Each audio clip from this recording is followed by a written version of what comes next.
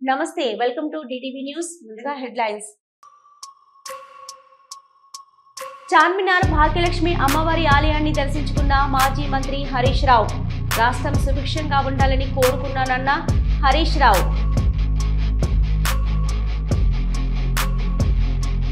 పెద్దపల్లి జిల్లా మంథినిలో గోదావరి నదికి పోటెత్తిన భక్తులు. దీపావళి సందర్భంగా పవిత్ర స్నానాలు ఆచరించిన భక్తులు.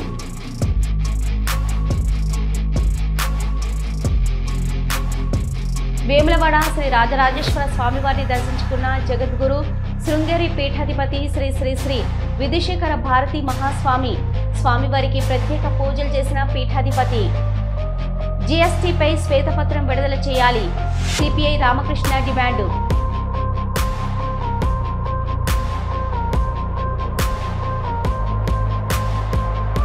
ప్రధాని నరేంద్ర మోదీ పర్యటనతో సీమకు ఒరిగిందేమీ లేదు, ఎస్వి మోహన్ రెడ్డి విమర్శ.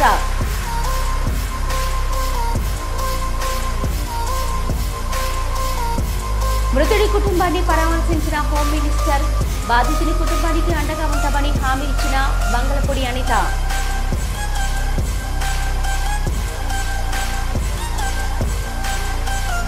చార్మినార్ వద్ద భాగ్యలక్ష్మి అమ్మవారి ఆలయాన్ని మాజీ మంత్రి సిద్దిపేట ఎమ్మెల్యే హరీష్ రావు దర్శించుకున్నారు. దర్శనం అనంతరం బయట మీడియాతో మాట్లాడారు. ప్రజలందరికీ దీపావళి శుభాకాంక్షలు తెలిపారు. దేశము రాష్ట్రము సుభిక్షంగా ఉండాలని కోరుకున్నట్టు తెలిపారు.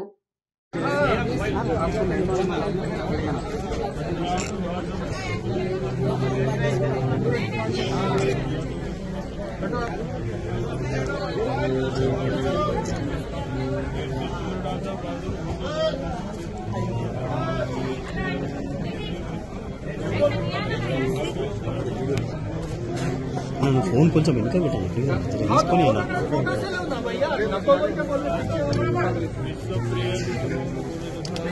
पीछे दर्शन हो गया ना, पीछे आइए प्लीज, पीछे आइए, पीछे वालों को दर्शन हो गया प्लीज। भैया आपका दर्शन हो गया ना, आइए प्लीज। दर्शन हो गया तो बाजू हटिए, पीछे वालों को दर्शन दीजिए ना, थोड़ा बाजू हटिए।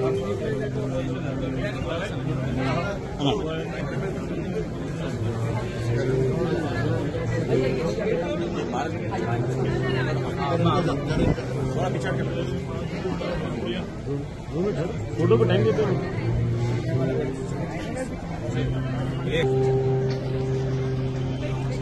Sir sir sir sir sir sir ना ना ना ना ना हाँ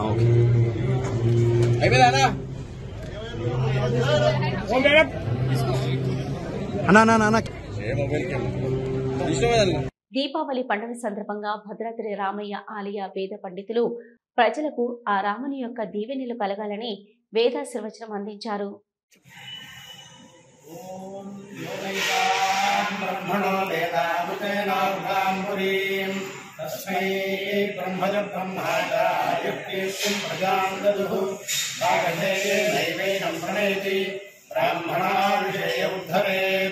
ब्राह्मणो वै सर्वा देवताः सर्वाभिरेवैनं देवताभिरुद्धरति यावती वै देवतास्ताः सर्वा वेदविधिब्राह्मणेव सन्ति तस्मात् ब्राह्मणेभ्यो वेदविद्भ्यो दिवे दिवे नमस्कुर्याः श्रीरङ्गे देवता एव देवताः प्रीणाति हरियाप्यानन्दरायाय सर्वस्तोमोदिरात्तमुत्तमः भवति सर्वस्याप्ये सर्वस्य सर्वमेव तेनाप्नोति सर्वं जयति शतञ्जीवदन्तो वर्धमानेत्यभिगमो भवति शतनिर्जतं दीर्घमायुर्वेणावर्धयन्ति शतात्मानं भवति शतमनन्तं भवति शतमैश्वर्यं भवति शतनिर्जतं दीर्घमायुः अग्नेशमर्पयेन्द्रावदेववसितीभ्यावः अयं मोर्धापनमेष्टिषु अच्छासमानां तमश्लोकोऽस्तु अस्य च पुत्रम् अस्य च पौत्रम् प्रप्रजया पशुभिर्निधनैर्जायते यस्यैवं विदुषोऽग्निहोत्रं जह्वति यवुषेण देवं वेद श्रेष्ठानि श्रेष्ठानि द्रवीणानि द्रवीणानि देहि चित्तिम् दक्षस्य शुभगत्वम् शुभगत्वमस्मे शुभगत्वमिति शुभगत्वम् अस्मे च अस्मे रोषं महीणामरिष्टिम् अरिष्टिम् तनूनाम् स्वात्मानम् वाचः शूरत्वम् शुद्धत्वमिति शिवरात्वम् अम्भाविच्छन्नाः ततोऽवधेताम् द्वन्द्वमिन्द्रेण देवतासुसन्ते द्वन्द्वम् वै विधनम् तस्मात् द्वन्द्वान् मिथुनम् प्रजायते प्रजायते प्रजया पशुभिर्येवम् वेद नमो नमो भवनिदायमानोऽह्नाञ्जे पुरुषसामेत्यग्रे देवेभ्यो विदधाच्चायन्त्रचन्द्रमास्तिरति दीर्घमायुः दीर्घायारोग्यमखण्डभूतिम् साम्राज्यबुद्धिम् सकलेष्टसिद्धिम् कल्याणबुद्धिम् सुलभोषबुद्धिम् भद्राद्रिरामोऽधिरात् सदावः वनमालीकदेशाल्ये శ్రీకాళహస్తి ఆలయంలో శ్రీ జ్ఞానప్రసూనాంబ సమేత శ్రీకాళహస్తీశ్వరిని మల్కాజ్గిరి ఎంపీ ఈటెల రాజేందర్ కుటుంబ సమేతంగా దర్శించుకున్నారు. ఆలయ అధికారులు వారికి ఆలయ మర్యాదలతో స్వాగతం పలికారు. వేద పండితులు వేద ఆశీర్వచనాలు పలికారు.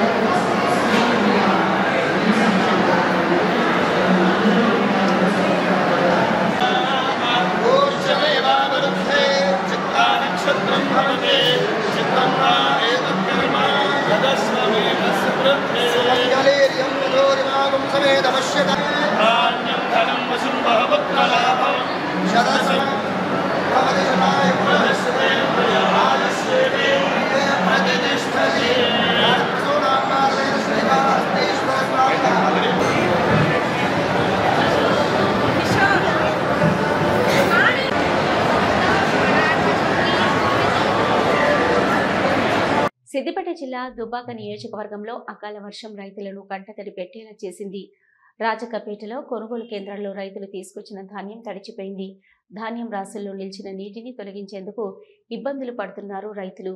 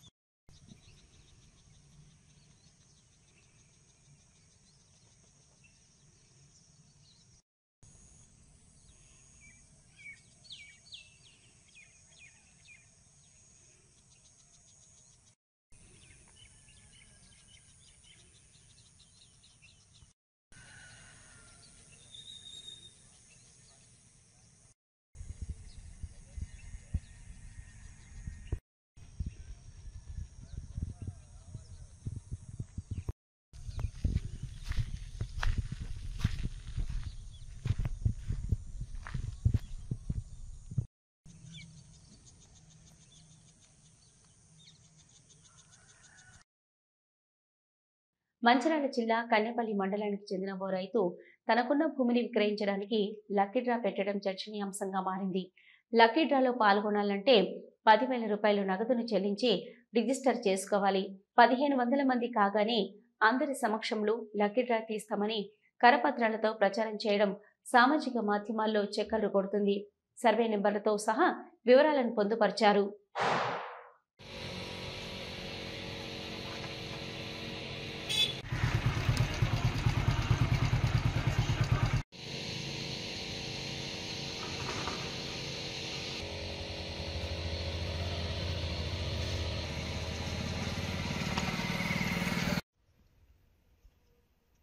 అక్కడ వేప చెట్టు వరకు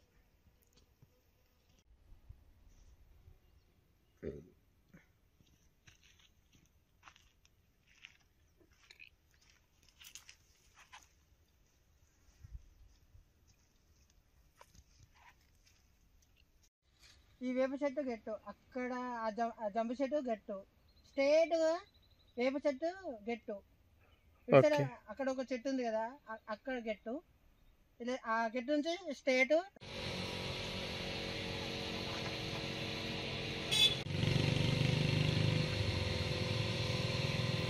దీపావళి సందర్భంగా పెద్దపల్లి జిల్లా మంతిని సమీపంలో గోదావరి నదికి భక్తులు పోటెత్తారు.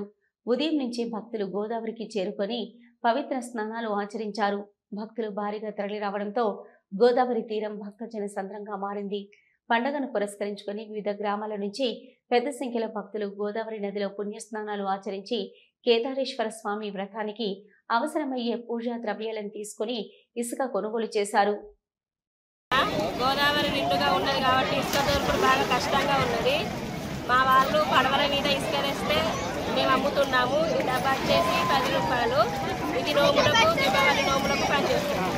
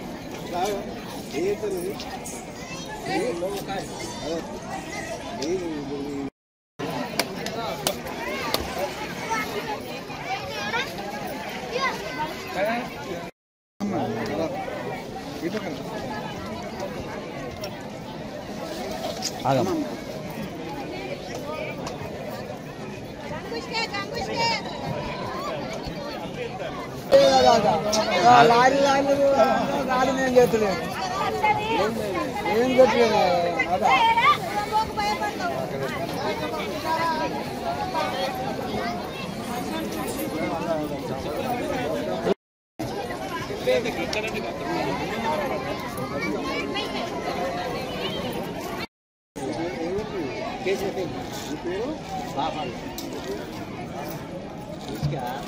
సాట కింద పోసి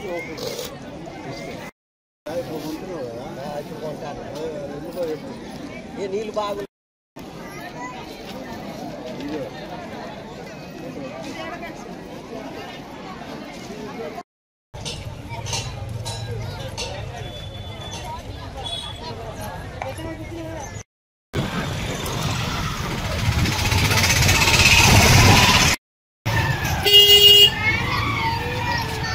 పేరు తిరిగాని సరోజ. ఈరోజు కేదారి నోములకు ఉష్కే గోదావరి స్నానానికి వచ్చినాము.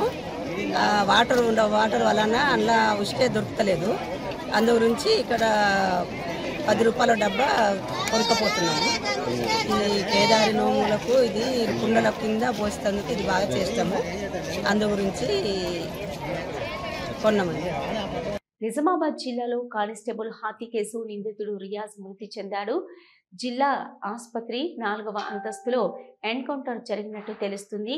తీవ్ర గాయాలతో నిన్న ప్రభుత్వ ఆసుపత్రిలో చేర్పించారు పోలీసులు. అయితే రియాజ్ చికిత్స పొందుతున్న రూమ్ వద్ద సెక్యూరిటీగా ఉన్న ఏఆర్ కానిస్టేబుల్ గన్ లాక్కునే ప్రయత్నం చేస్తుండగా కాల్పులు జరిపినట్లు తెలుస్తుంది. కాగా రియాజ్ ఎన్కౌంటర్పై జిల్లా ఆసుపత్రి వద్ద హిందూ వాహిని ఆసుపత్రి బయట బాణసంచ కాల్చి భారత్ మాతాకి జై అంటూ కాలుస్తూ నినాదాలు చేశారు.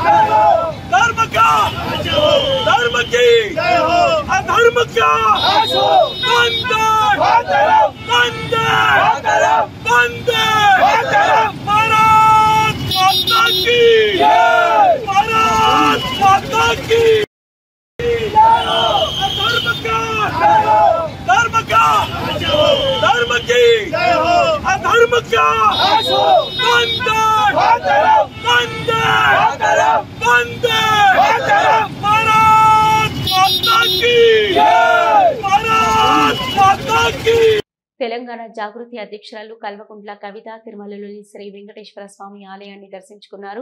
దర్శనం అనంతరం మీడియాతో మాట్లాడిన ఆమె స్వామివారి దర్శనంతో ఎంతో ఆనందమైందని తెలిపారు.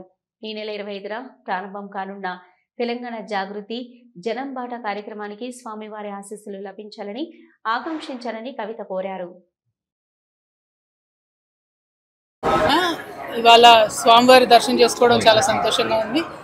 మరి ఇక్కడ ఆతిరాం బాబా గారి మఠాన్ని దర్శించడానికి స్వామివారి దర్శనం చేసుకొని అదేవిధంగా 25వ తారీఖు నుండి మేము ఒక పెద్ద కార్యక్రమాన్ని సంకల్పం చేసుకున్నాం తెలంగాణలో.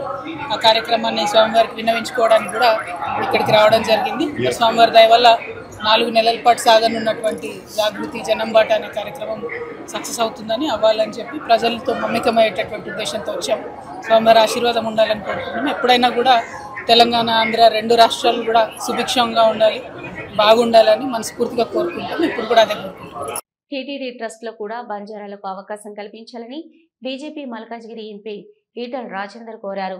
హతీరాన్సీ బాబా మఠానికి చెందిన భూములు అన్యక్రాంతమయ్యాయని ఆరోపించారు. హతీరాన్సీ బాబా మఠాన్ని కూల్చివేయకుండా కొనసాగించాలని, మిగిలిన భూములను కాపాడాలని కోరారు. ఈ మఠానికి సంబంధించిన బాధ్యతలు బంజారాలకి అప్పగించాలని విన్నవించారు ఎంపీ ఈటల రాజేందర్. మా మహబూబాబాద్ పార్లమెంట్ సభ్యులు పెద్దలు బలరాం నాయక్ గారు, మా డిప్యూటీ స్పీకర్ తెలంగాణ రామచంద్ర నాయక్ గారు, మా మాజీ పార్లమెంట్ సభ్యులు పెద్దలు సీతారాం నాయక్ గారు, పెద్దలు మోహన్ నాయక్ గారు, అదేవిధంగా జగన్నాథరావు గారు ఈరోజు ఆనాడు పరమ భక్తులుగా వెంకటేశ్వర స్వామికి పరమ భక్తులు ఉన్నటువంటి మహనీయుడు ఆతిరాం నాయక్ గారు, వారు కేవలం భక్తులుగా మాత్రమే కాకుండా స్వయంగా వెంకటేశ్వర స్వామి వారి సంరక్షకులుగా వెంకటేశ్వర స్వామి గారి సంరక్షకులుగా పనిచేశారు. ఇవాళ చాలామంది పెద్ద పెద్దలు వస్తుండొచ్చు, కోట్ల మంది వస్తుండొచ్చు, కానీ ఆనాడు మాత్రం వెంకటేశ్వర స్వామిని కంటికి రెప్పలుగా కాపాడుకున్న మహనీయుడు ఆతిరాం బాబా గారు. ఇవాళ వారి మఠం ఇవాళ ఏ మఠాల పేరున్నా కూడా భగవంతుని దర్శనంలో భగవంతుని సేవలో నిమగ్నమైనటువంటి ఆతిరాం బాబా గారి పేరిట కొన్ని వేల ఎకరాలు ఆనాడే స్వయంగా నాకు ఇన్ని రకాల సేవలు చేస్తున్నటువంటి ఆతిరాం బాబాని హరుడు నాకంటే ఉన్నత స్థానంలో ఉండాలి, ప్రజలు ఇచ్చేటువంటి కానుకలు కూడా ఇవాళ వారికే చెందాలని చెప్పి స్వయంగా ఆదేశించిన మహనీయుడు భగవానుడు ఇవాళ వెంకటేశ్వర స్వామి. కాబట్టి రాజన్న సిరిసిల్ల జిల్లా వేములవాడ శ్రీ రాజరాజేశ్వర స్వామి వారిని దర్శించుకున్నారు. జగద్గురు శృంగేరి పీఠాధిపతి శ్రీ శ్రీ శ్రీ విధుశేఖర భారతి మహాస్వామి. శ్రీ రాజరాజేశ్వర స్వామికి ప్రత్యేక పూజలు చేశారు శృంగేరి జగద్గురు పీఠాధిపతి.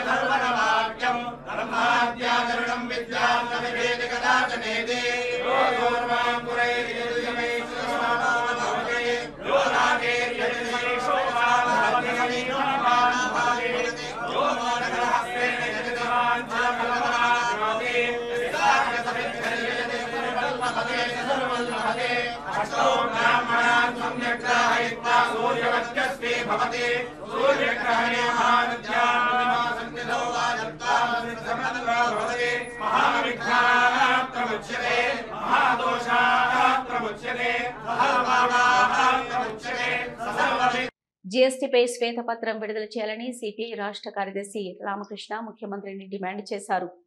పేరుతో మన ముఖ్యమంత్రి చంద్రబాబు నాయుడు గారు మరి అతి తీవ్రంగా ప్రచారం చేస్తూ ఉన్నాడు. నాకు తెలిసినంత వరకు భారతదేశంలో ఏ ఇతర రాష్ట్ర ముఖ్యమంత్రి కూడా ఇంత పెద్ద ఎత్తున ప్రచారం చేయలే.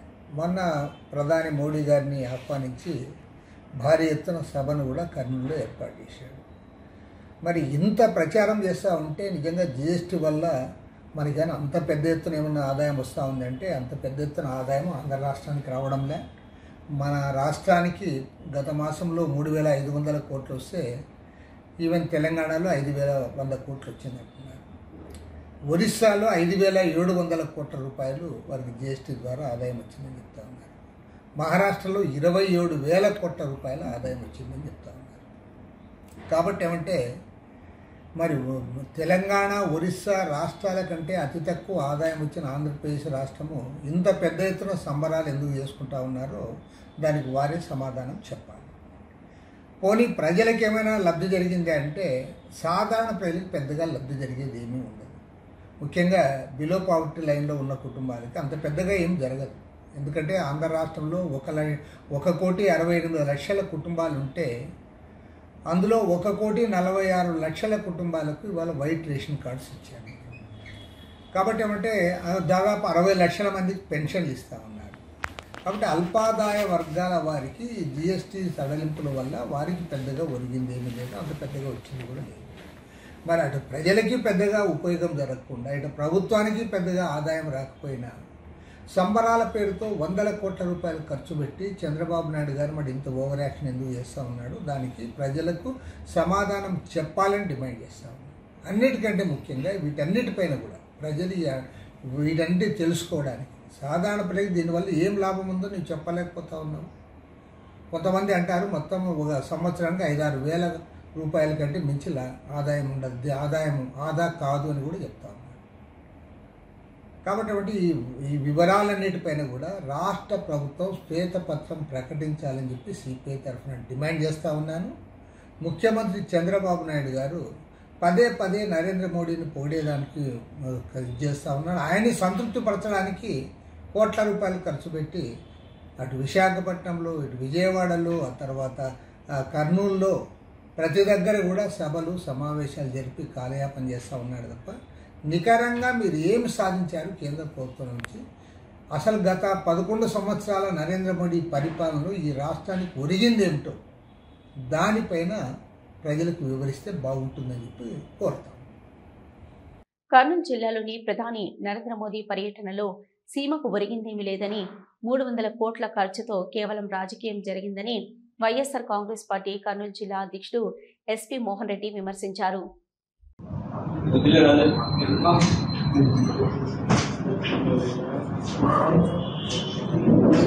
నిన్న 16వ తేదీన ప్రధానమంత్రి గారు కర్నూలు జిల్లాకు విచ్చేయడం జరిగింది. శ్రీశైలంలో దర్శనం చేసుకున్నాడు. కర్నూలు జిల్లాలో మీటింగ్ పెట్టి ప్రజలను ఉద్దేశించి మాట్లాడినాడు. చాలా సంతోషం. కానీ మన రాష్ట్ర మంత్రులు 10 మంది కర్నూలులో దాదాపు 5-6 మంది మంత్రులు శ్రీశైలంలో, 41 మంది ఐపీఎస్ ఆఫీసర్లు, దాదాపు 20-25 మంది ఐఏఎస్ ఆఫీసర్లు, అన్ని డిపార్ట్మెంట్ల హెడ్లు, ఎమ్మెల్యేలు, దాదాపుగా 10-11 వేల మంది శ్రీశైలం కర్నూలు కలిపితే కానిస్టేబుల్, ఎస్ఐలు, డిఎస్పీలు, సిఐలు, ఇంతమంది 300 కోట్లు ఖర్చు పెట్టి కర్నూలు జిల్లాలో ఇక్కడ పరిపాలనంతా స్తంభింపజేసినారు. అంతా బాగానే ఉంది. మొత్తం మీద ప్రధానమంత్రి గారు వచ్చినారు, పోయినారు. కానీ ప్రధానమంత్రి గారు ఏ రాష్ట్రానికైనా వచ్చినప్పుడు, ఒక పబ్లిక్ మీటింగ్ ఉన్నప్పుడు ఆ రాష్ట్ర ముఖ్యమంత్రి ఏదైనా ప్రధానమంత్రి గారి దృష్టికి రాష్ట్రంలో ఉన్నటువంటి సమస్యలు ఏముంటాయి, లేకుంటే ఇక్కడ కావాల్సినట్టు కేంద్ర ప్రభుత్వం నుంచి కావాల్సినటువంటి సహకారం ఏంటి, కేంద్ర ప్రభుత్వాన్ని ఇమ్మీడియట్గా ఇన్సెంటివ్గా రావాల్సినవి రావాలి, ఇవి ఇవ్వండి అని అడగలేరా? నెల్లూరు జిల్లా గుడ్లూరు మండలం రాళ్లపాడు గ్రామంలో జరిగిన హత్యోదంతం రాష్ట్ర వ్యాప్తంగా రాజకీయ దుమారం రేపుతుంది. ఈ ఘటనపై తీవ్రంగా స్పందించిన ముఖ్యమంత్రి చంద్రబాబు సమగ్ర విచారణకు ఆదేశించారు. ఆయన ఆదేశాల మేరకు హోంశాఖ మంత్రి అనిత, పురపాలక శాఖ మంత్రి నారాయణ రాళ్లపాడు గ్రామానికి చేరుకున్నారు. మృతుడు తిరుమలశెట్టి లక్ష్మీనారాయణ కుటుంబ సభ్యులను పరామర్శించి వారికి ప్రభుత్వం అండగా ఉంటుందని భరోసా ఇచ్చారు.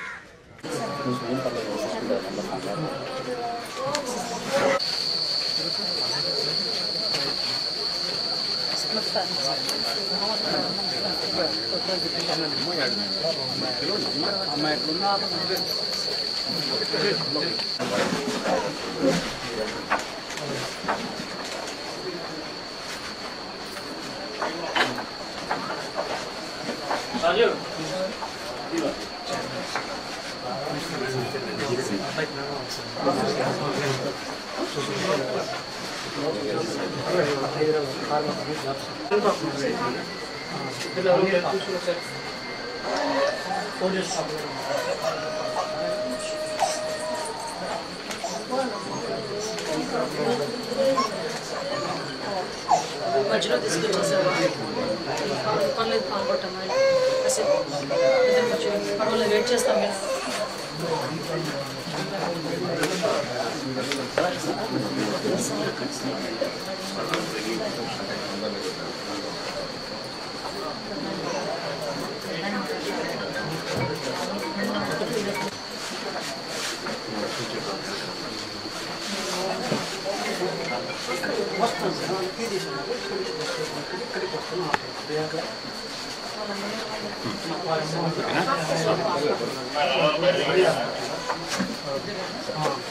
ఇవి ఇప్పటివరకున్న అప్డేట్స్. చూస్తూనే ఉండండి న్యూస్.